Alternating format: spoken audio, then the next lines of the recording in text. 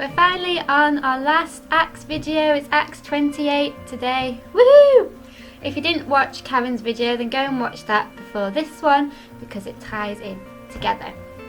At the end of Acts 27, we see Paul and the other prisoners are in a shipwreck, and now they landed on the island of Malta, which sounds very nice, but it's getting to be winter, it's cold and raining, and it says in Acts 28 that the natives of Malta show unusual kindness to Paul and the prisoners.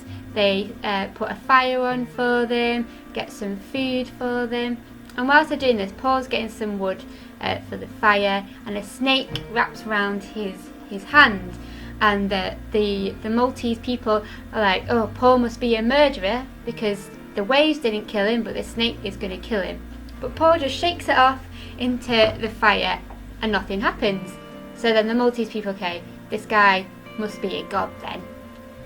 And also the land that they're staying on is owned by a guy called Publius, and his dad falls ill, and Paul goes to heal his dad, and then he heals a lot of other people whilst he's on the island as well. After this, Paul arrives in Rome, and he speaks to the Jewish people there. He tells them about Jesus.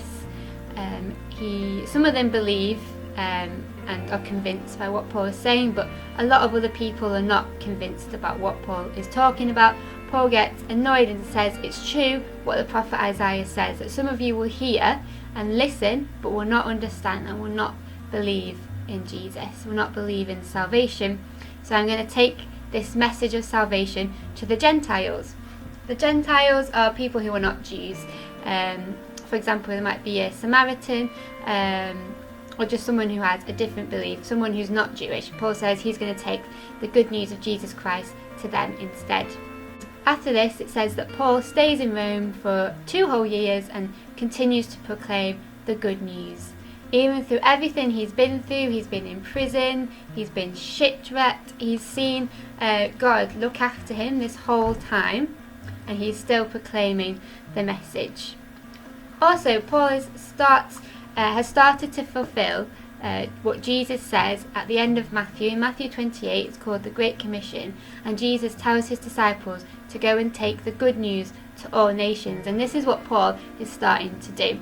He's taken the good news to Rome, to Europe. So it started off in the Middle East, and now the good news is being spread to Europe as well as other places like Africa and Asia as well. So we're starting to see that fulfillment.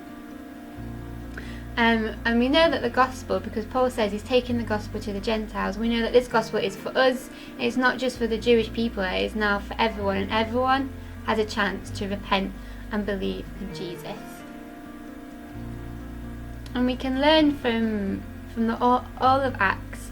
Even at the end of Acts, Paul is continuing to proclaim the gospel. He's gone through a really tough time. Like what we're going through now, we're going through something that we can't control, the coronavirus, and it doesn't look like it's going to end anytime soon or anytime that we want it to. But are we still bold in our faith? Are we still strong in our faith? Are we still declaring good news to others even though things around us don't look good? Are we being like Paul, even though we're going through a really tough time? Are we still sticking true to our faith? So, like Paul, can we be light in the darkness? Paul was the Maltese people noticed something different about Paul by the way he acted, by the way he just shook off the snake, the way he healed people, the way he talked about Jesus. The Jewish people noticed something different about him because they repented. So can we be lights in the darkness like Paul was during that dark time? Can we be lights in the darkness during this time? It says that Paul shared the gospel with the Gentiles, and we know we have this hope that Jesus is for everyone, and we have this hope that God is steadfast, that he is not going anywhere. He's the only thing that we can truly grasp onto during this time. We have this hope that Jesus came back from the dead to show that he defeated death, and we have this hope that we know where we're going when we die. Can we share that hope with other people, the hope that we have in Jesus? If you don't have that hope in Jesus, then maybe today is the day that you decide that you want that, to accept what Jesus did for you on the cross so that we can have a relationship with him. So thank you for watching. I hope you enjoyed this really long series that we've been doing since March. 6 whole months we've been doing this series.